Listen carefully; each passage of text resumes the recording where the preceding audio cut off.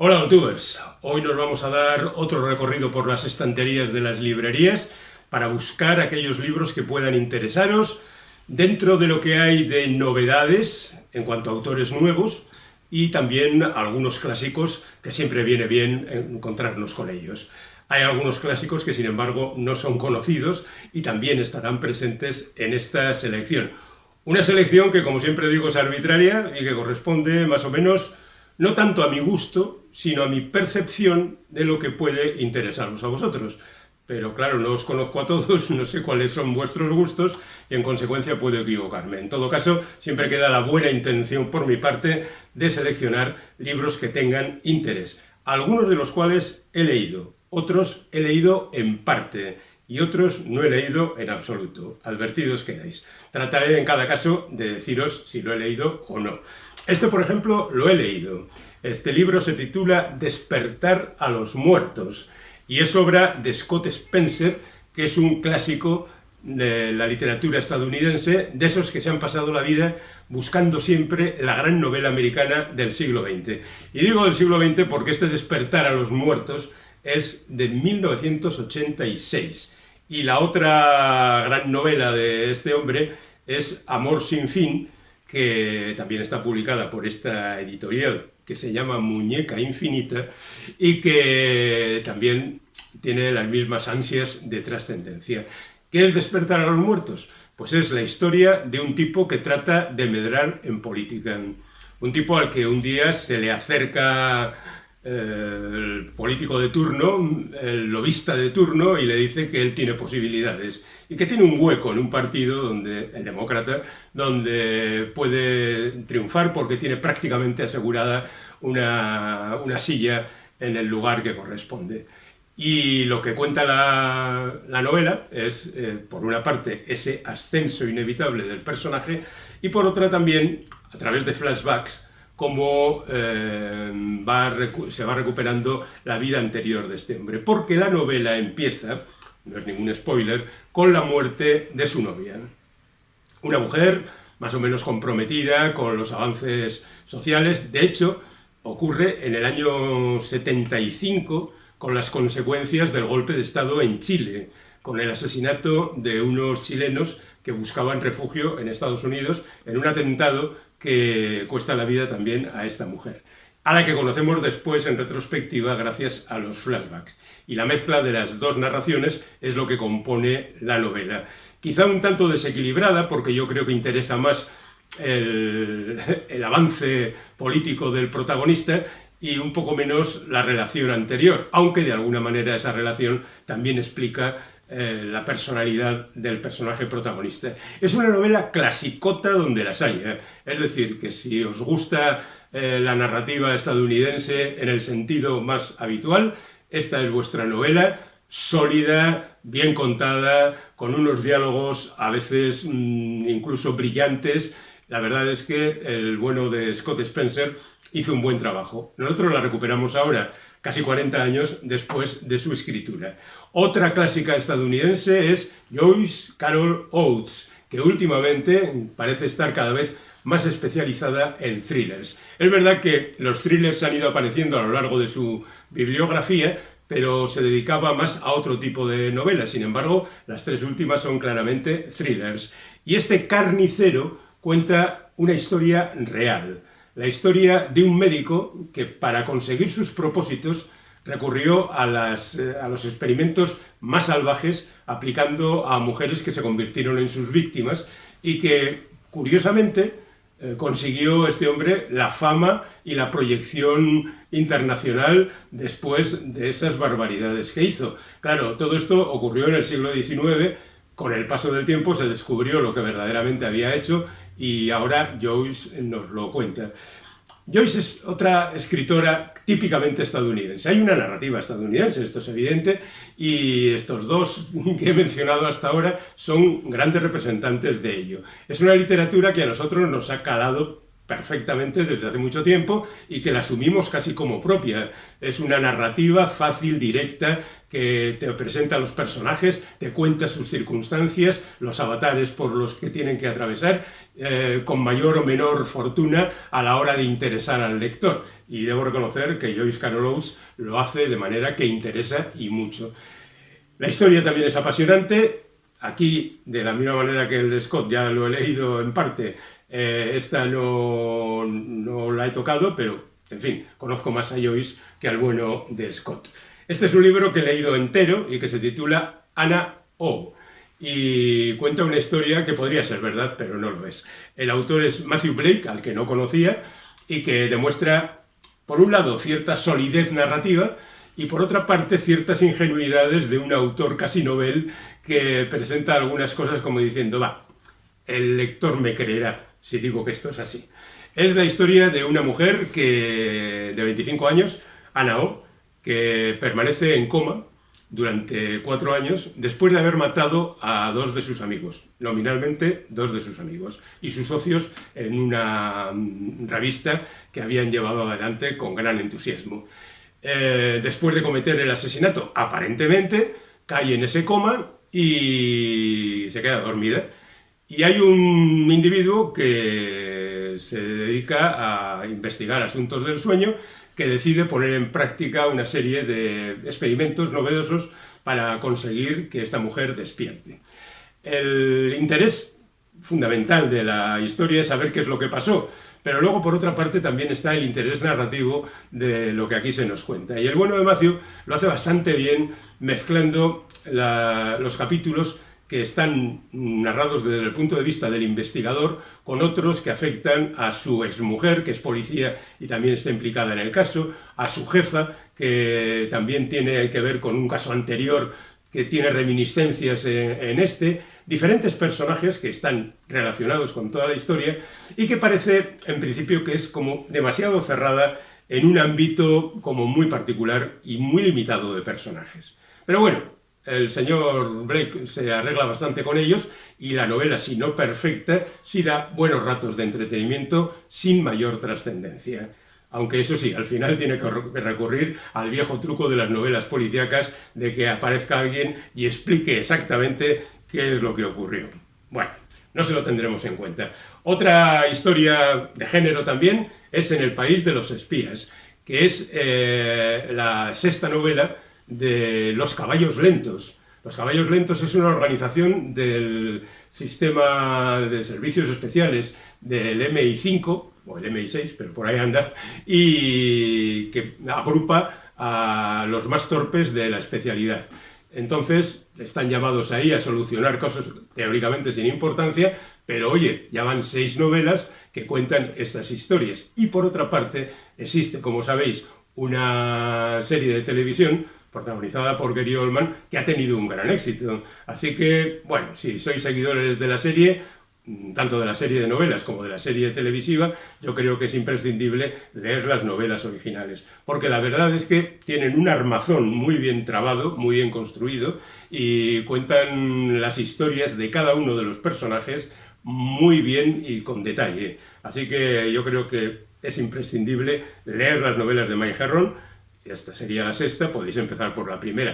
Es verdad que cada historia es diferente, pero los personajes son los mismos muchas veces y arrastran cada uno la historia de las anteriores novelas. Así que yo me decidiría por leerlas ordenadamente de la primera en adelante. Y terminamos con los géneros con Abel, de Alessandro Barico.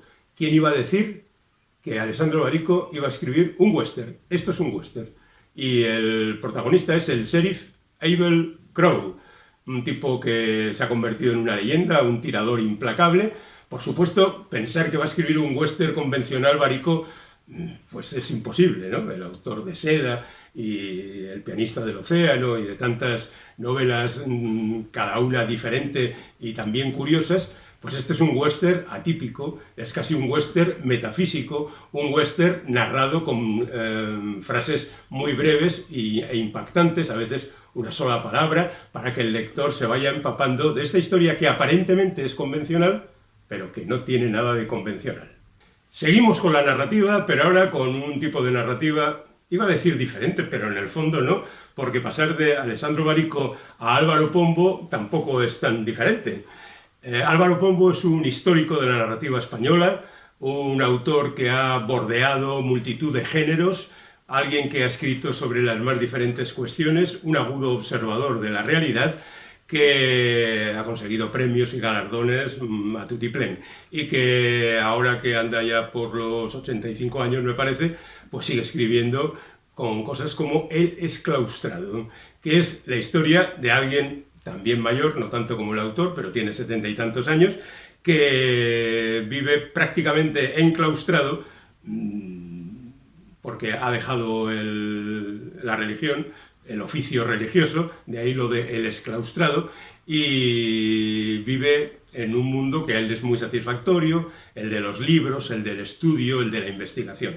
Por supuesto, esa vida plácida no es muy literaria, bueno, un genio podría hacerlo, pero Álvaro Pombo está dispuesto a contar otras cosas. Así que un día llamará a la puerta, aparece alguien del pasado, le dirá que hay algo que investigar y que él es la persona adecuada. No es un thriller, no nos equivoquemos, no estamos ante una historia policíaca, pero bueno, sí hay una investigación y unos hechos que tienen que ser revelados al lector. Así que Álvaro Pombo, siguiendo su costumbre de hacer libros de mediana distancia, 225 páginas aproximadamente, nos deja aquí otra buena muestra de su ingenio. Yo creo que es suficientemente conocido, pero si no lo conocéis de verdad, al menos un libro de Álvaro Pombo tenéis que leer, eso que quede claro. Seguro que conocéis quizá un poquito más a Gioconda Belli, que es una escritora nicaragüense, que ha hecho de su literatura prácticamente algo autobiográfico, en el sentido de que, por lo menos en las últimas aportaciones al mundo editorial, ha venido contando la historia de personajes excesivamente parecidos a ella misma. La verdad es que su historia pues tiene mucho que contar, desde las revoluciones de Nicaragua hasta los hechos más recientes de apropiación del poder por parte de los que ayer eran revolucionarios y todas esas cosas que supongo que conocéis bien. En cualquier caso, si no las conocéis, a través de los libros de Gioconda lo vais a descubrir. Un silencio lleno de murmullos se titula este libro, y nos habla de una mujer que sufrió todas esas experiencias, que acabó en Europa como tantos exiliados nicaragüenses y que ahora ha muerto. Pero su hija tiene que descubrir exactamente qué es lo que hizo su madre, en qué historias participó, cuál fue su relación con algunos de los grandes personajes de la historia de Nicaragua y, en definitiva, qué es lo que significa todo esto. Y ella también va a casa de su madre muerta y se encuentra con los papeles. Es una especie de aquello del metraje encontrado, el descubrimiento de la personalidad de una mujer a través de los ojos de quien la investiga, que en este caso es además su hija, en relación a unos hechos como son la historia de Nicaragua en los últimos años, que ya son unos cuantos. Vamos ahora con un libro de premios. Si hay por ahí alguien que cree que los premios tienen un especial interés, este es su libro. Se titula La Casa Limón y la autora es Corina Oproe. Y es una escritora rumana que escribe en castellano, y así ha presentado esta novela al premio Tusqués de novela y se lo han concedido. Así que sin duda alguna estamos ante una novela meritoria, porque este es un premio que verdaderamente tiene una trayectoria muy consolidada de premiar obras interesantes. La historia nos habla de una niña, quizá la propia autora hace años, que vive con su familia, pero vive en una especie de territorio fantástico donde trata a sus familiares como si fueran personajes también de ese mundo más o menos fantástico. Pero claro, el problema está en que vamos creciendo, la realidad se va imponiendo y los mundos fantásticos se disuelven como pompas de jabón. Y bueno, el descubrimiento de esa realidad a veces no es precisamente feliz. Y eso es lo que cuenta La Casa Limón, el tránsito de una niña más o menos protegida, a pesar de que la realidad social de su niñez no era precisamente para tirar cohetes, pero que de repente descubre que ese refugio que tenía no le sirve para seguir adelante con su vida. No he leído el libro, no conozco a la autora, me fío solamente del criterio del jurado del premio Tusquets y también de esa afición mía a descubrir nuevos autores, a gente que publica por primera vez. A ver, que la autora no publica por primera vez, pero es la primera vez que yo tengo noticia de ello, ¿vale? Entonces para mí es como si fuera la primera vez y en consecuencia quiero recomendároslo o por lo menos deciros que ha aparecido. Nos vamos ahora con Carolina Setterwall, que es la autora de Todo saldrá bien, pero también es la autora de una novela anterior que se titulaba Solo nos queda esperar lo mejor, la tengo por ahí. Y como me gustó mucho aquella novela, os recomiendo esta, a pesar de que tampoco la he leído. Lo que hace Carolina Setterwall es hablar de la vida cotidiana. Lo que cuenta en esta novela, y de alguna manera también en la anterior, es la disolución de un matrimonio, un momento en que ella le dice a él que la historia se ha acabado y él le dice que vale de acuerdo, pero que va a imponer sus condiciones. Condiciones que aparentemente tampoco son extremadamente egoístas, sino que parecen bastante razonables, pero que poco a poco se van convirtiendo en una especie de presión sobre el análisis de la situación que va determinando al final que nos comportemos de una determinada manera, porque es lo que tienen las situaciones que se mantienen mucho en el tiempo, que una cosa es un shock y otra cosa es que pasemos años presionados de alguna manera. Y esto es lo que viene a contar esta novela, que si es como la anterior es muy detallista y muy precisa a la hora de reflejar los sentimientos de los personajes y sin duda alguna será una nueva lección de literatura interesante, cercana, atrayente y muy recomendable. Yo lo hago por libro interpuesto, porque leí el anterior y me gustó y porque supongo que este me va a gustar. Todo saldrá bien, Carolina Setterwall. Y ahora nos vamos con un libro del que he leído exactamente la mitad, o sea que estoy en tránsito y me lo estoy pasando muy bien. Se titula El gran reemplazo. He aquí el libro. Y lo escribe Albert Pijuan. Y bueno, pues es una historia verdaderamente sorprendente. Muy divertida, muy irónica, muy malintencionada en ocasiones. El protagonista es un tipo que se llama Dino de Laurentiis Jr., Dino de Laurentiis por el famoso productor cinematográfico, lo recordaréis. Bueno, pues Dino de Laurentiis Jr., que dice que es hijo del productor, pero que en la historia no ha quedado ningún hijo registrado porque tuvo hija solamente, se encuentra un día con que hay otro Dino de Laurentiis Jr. que escribe una serie de artículos sobre el cabello, porque dice que nos preocupamos mucho por determinadas cosas, pero que hay cosas fundamentales en la vida, como es el cabello, a la que no le prestamos la debida atención. Y eso es un error. Es un error porque no nos permite conocer la vida en todas sus dimensiones. Hablando de cabello, ¿quién podía aparecer por aquí? Pues sí, evidentemente Nicolas Cage, que es el protagonista de esos artículos que el protagonista de la novela hace suyos para ver si el tipo que está escribiendo con su nombre da la cara y le dice, oye, me estás chuleando mis artículos, pero no. Y el asunto lleva a tal cantidad de barbaridades y de peripecias que hace que el protagonista acabe en Croacia, en una clínica, no para implantar cabello. Bueno, él cree que sí, pero al final la cosa es que acaba convertido. Bueno, no lo voy a contar porque creo que tiene que ser descubierto por el lector. Pero sí puedo garantizar que la cosa es muy chispeante, muy divertida, muy curiosa en cuanto al análisis de, por ejemplo, las películas de Nicolas Cage, que todos conocemos y algunos apreciamos y otros no. Y hay un montón de referencias, de circunstancias muy sabrosas, muy agudas y verdaderamente a veces espeluznantes. Así que es una novela que tiene absolutamente de todo. Ahí queda la recomendación. Y ahora nos vamos con los ensayos. Dejamos la narrativa y nos vamos a estos textos que tratan de indagar más directamente en lo que es la vida cotidiana de todos nosotros. Y empezamos también con un premio, el premio Anagrama de Ensayo, que es Sin relato, de Lola López Mondéjar. Este es un libro muy interesante y muy curioso, porque lo que analiza es la incapacidad del ser humano, capacidad que se nos va imponiendo últimamente, la incapacidad para explicarnos, para contar las historias. Estamos perdiendo narrativa. Antes, los ancianos, por ejemplo, de la tribu, contaban historias y el público, los más jóvenes, las asumían. Poco a poco, y a pesar de que vivimos constantemente entre entornos narrativos, películas, series de televisión, la misma televisión, la radio, los podcasts, hay multitud de medios, vamos perdiendo capacidad narrativa porque esos mismos sistemas nos los van reprimiendo. Y esto es lo que viene a analizar este libro, que a mí me parece fundamental, en el sentido de que si nos explica, he leído solo fragmentos, si nos explica qué es lo que nos está pasando, pues algo habremos avanzado y sabremos cómo ir solucionando las cosas, o eso es lo que esperamos.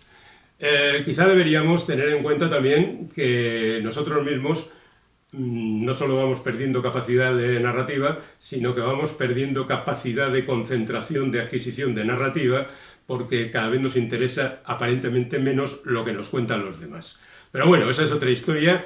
De momento tenemos este sin relato, que es algo interesante. Y aquí tenemos otro libro de estos que vienen muy bien para los aficionados a la historia. Fechas que hicieron historia, de Patrick Busserón. Este es el repaso a 30 hitos de la historia. 30 momentos que más o menos cambiaron la historia, pero que además en líneas generales son suficientemente conocidos. Cualquier persona conocerá al menos 25 de estos momentos, de estos 30 momentos, porque son verdaderamente famosos. Y los agrupa de manera que, como explica el subtítulo, presenta 10 formas de crear un acontecimiento. Y nos cuenta, por un lado, el ambiente de la época, lo que ocurrió, y una serie de circunstancias relacionadas con los hechos que se analizan. Y también los explica con vistas a cómo ha llegado esa historia hasta nosotros. Y cómo así se conforma un poco nuestra culturilla histórica y cómo hemos descubierto cómo funcionan las cosas y las personas. Y Patrick Busserón es un historiador suficientemente famoso como para que yo me ponga ahora aquí a contar su biografía. Tenemos otro caso de historia, como es La razón de la oscuridad de la noche.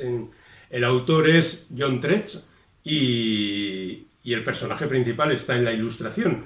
Es Edgar Allan Poe, el poeta, narrador estadounidense del siglo XIX, de la primera mitad del siglo XIX, que nos sirve aquí para ver cómo la ciencia ha sido narrada a lo largo de la historia.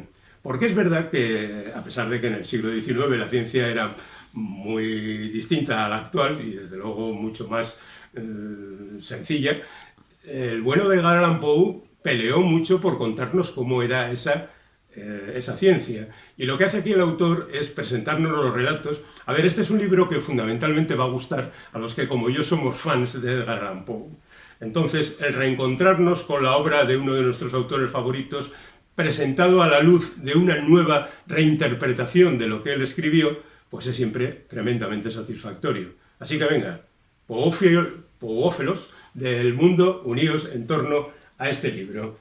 Y aquí un viejo amigo llamado Leonardo Padura. Ir a La Habana se titula este libro, y no es ninguna de las aventuras de su detective favorito, Mario Conde, sino que es un recorrido por La Habana. Es bien sabido que Leonardo es una persona que ama profundamente a su ciudad y que, a pesar de todas las dificultades, él siempre ha vivido allí la mayor parte del tiempo y allí ha escrito sus libros, aunque sus libros luego no se encuentren en La Habana. En fin, este tipo de paradojas que da la vida.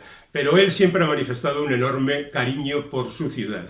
Y lo que hace aquí es llevarnos a diferentes lugares de La Habana, y esto incluye algunas fotografías, esta es la misma de la portada, pero unas cuantas más o menos típicas de los personajes, de los lugares que uno se puede encontrar así. Contado, por supuesto, con el criterio literario que tiene el bueno de Leonardo Padura, que es, como bien sabéis, muy alto, y que recomiendo siempre, no solo este libro, sino el resto de su producción. Un librito pequeño, mirad, Este es un libro verdaderamente sorprendente, incluso por su título, Ciencia ficción capitalista, de Michel Nieva. Es un análisis pequeñito, ya tiene 100 y pocas páginas, sobre cómo los millonarios actuales se han amparado en la ciencia ficción para lograr sus propósitos. Empieza hablando, por ejemplo, de Snow Crash, la novela de Neil Stephenson, que ya hablaba del metaverso y esas cosas que después los ricos de ahora mismo utilizan con gran tranquilidad en sus conversaciones. Y habla de otras muchas historias de ciencia ficción donde aparecen términos y conceptos que después han sido aprovechados por los ricos, merced a sus millones, para, no sé, emprender la carrera espacial o hablarnos de mundos alternativos, más o menos matrinescos, donde podemos vivir estupendamente. Es cierto que la ciencia ficción siempre ha sido considerada una literatura progresista, porque hablaba del futuro, pero también es verdad que algunos de sus autores pues han tenido, digamos, algunas debilidades que hablaban de conceptos un poco más arcaicos. No sé, se me ocurre ahora Robert Heinlein, que como era un militar y demás, y un poco reaccionario, pues tenía personajes que, por cierto, se parecen mucho a Elon Musk y el resto de la peña. Muchas veces sus personajes eran empresarios que se ponían a hacer cosas como en El hombre que compró la luna y cosas por el estilo, ¿no? Bueno, la ciencia ficción es motivo siempre de satisfacción y esta es una visión diferente que además la enlaza con lo que está ocurriendo ahora mismo. Así que me parece un librito fundamental para entender algunas cosas y para descubrir qué es lo que pasa ahora mismo. Y nos vamos ahora con un ensayo de un novelista, porque Juan Gómez Bárcena hasta ahora nos había dejado algunos títulos necesarios, como El cielo de Lima, o por mencionar una así por encima, y la verdad es que a través de la narrativa hemos disfrutado mucho de su particular concepción de la estructura narrativa, que a veces es sorprendente, muy trabajada y muy trabajosa a veces incluso para el lector. Pero aquí ha decidido irse al meollo de la cuestión.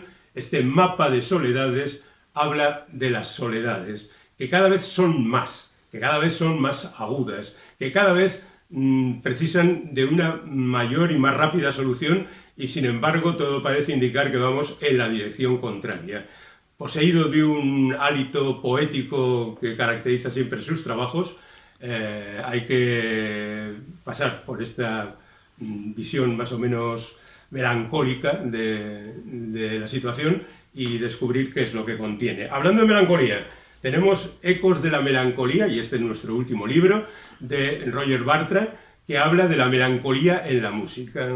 Por alguna extraña razón, actualmente la melancolía tiene muy mala prensa, está muy mal considerada. Es una cosa como tristona, aburrida, despreciable y que no vamos a disfrutar porque no somos capaces. Eso es verdad. La mayor parte del personal está por la labor de la juerga, el jolgorio, la diversión y nada de meditabundeces absurdas.